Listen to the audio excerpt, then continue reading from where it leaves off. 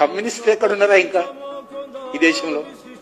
ఇప్పుడు నాకు ఇక్కడ తెలంగాణ కమ్యూనిస్ట్ అంటారు, నరేంద్ర మోడీ గారు ప్రభుత్వాన్ని గద్దె దించుతాము.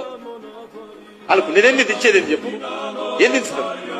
ఉన్నది ఒక సీటు ఉండాలి పార్లమెంట్ లో, ఎట్లా దించుతారు గద్దె? కాబట్టి ముందు వాళ్ళ పార్టీ వాళ్ళు కాపాడుకుంటే మంచిది. కిషన్ రెడ్డి గారు, మీరు కేంద్ర మంత్రిగా ఉండి పచ్చి అబద్ధాలు మాట్లాడుతున్నారు. మీరు పార్లమెంట్ పోయి నిద్రపోతున్నారా, లేకపోతే మీకు చదువు లేదా? పార్లమెంట్ లో ఒకే కమ్యూనిస్టు ఎంపీగా గెలిచిండని చెప్తున్నారు మీరు, కానీ ఇది పచ్చి అబద్ధం.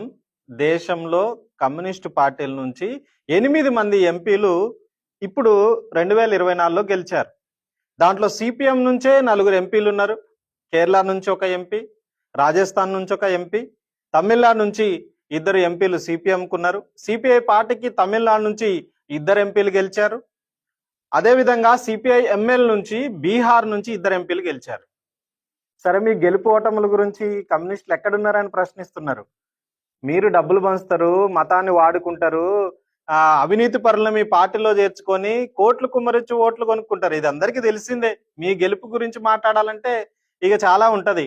అదే సందర్భంలో కమ్యూనిస్టులు ఎక్కడున్నారనే ప్రశ్న వస్తుంది. మీకు తెలియదా? ఈ మధ్య కాలంలోనే మహారాష్ట్రలో లక్షలాది మంది రైతులు ఎర్ర జెండాలు పట్టుకొని మీ ప్రభుత్వం మీద లాంగ్ మార్చ్ చేశారు. ఈ మధ్య కాలంలోనే తెలంగాణలో 100 సంవత్సరాల సందర్భంగా ఖమ్మంలో లక్షలాది మందితో కమ్యూనిస్టుల ర్యాలీ జరిగింది. ఏ ప్రజా సమస్య వచ్చినా ఎర్ర జెండాలు ఈ దేశంలో రెపరెపలాడుతున్నాయి. మీ సర్టిఫికెట్ ఎవరికి అవసరం? ప్రజల గుండెల్లో కమ్యూనిస్టులు ఉన్నారు. ఇది గుర్తించాల్సిన అవసరం ఉంది. ఏం మెజారిటీ వచ్చింది? గద్దె దించుతారా అని అడుగుతున్నాను. 2014లో గెలిచిన మీరు, తర్వాత ఎలక్షన్ లో గెలిచిన మీరు, 2024లో ఎన్ని సీట్లు వచ్చినాయి మీకు?